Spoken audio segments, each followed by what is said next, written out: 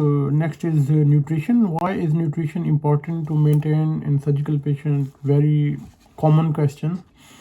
So malnutrition and catabolism impairs the wound healing. Number one, increases the incidence of pressure ulcers, overgrowth of bacteria in the gastrointestinal tract, increases the infective complication due to immune dysfunction, prolongs the requirement for mechanical ventilation, increases the muscle wasting in extremities in the respiratory muscle function.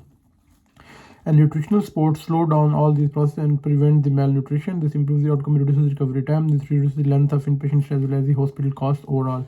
What are pros and cons of enteral and parenteral feeding? Again, very common questions. So enteral feeding pros: fewer infective complications than the TPN, maintain the normal integrity of the GIT and mucosa, attempt physiological stress response to injury and surgery, and lower the cost.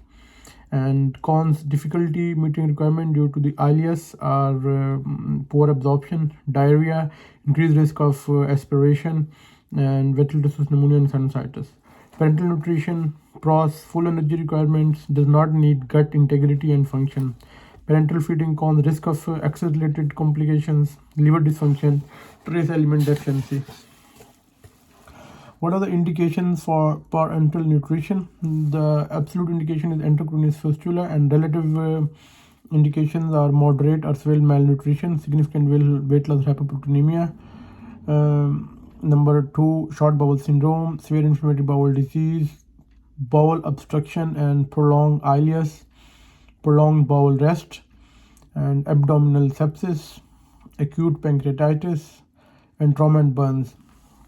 So moderate or severe nutrition, bowel obstruction, prolonged ileus, prolonged gut rest, acute pancreatitis, burns, sepsis, and short bowel syndrome, severe inflammatory bowel disease. What routes are available for total parenteral nutrition? So TPN can be given either a peripheral route or the central route. Central route, it's used internal jugular and the subclavian, and peripheral use can and the central line can give the line sepsis, thrombosis, pneumothorax, and the line breakage. And peripheral line site needs to be changed every 48 hours. Why is refeeding syndrome? What is refeeding syndrome, and who is at greatest risk? So this occurs when nutrition is recommenced after a period of starvation. So metabolic disturbances include the hypophosphatemia, hypokalemia, and hypomagnesemia. Insulin levels rise in response to the food or glycemia, causing cellular uptake of these ions, potassium, magnesium, and phosphate. Hypophosphatemia can deplete the ATP and 2,3-DPG, causing cellular dysfunction that can cause respiratory and cardiac failure.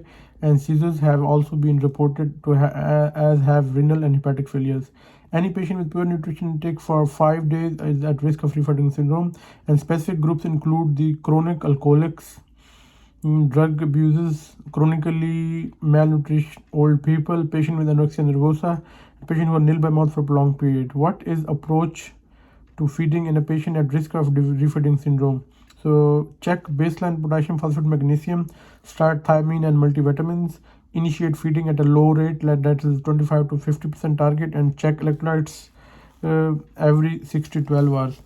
Achieve full feed that 72 hours.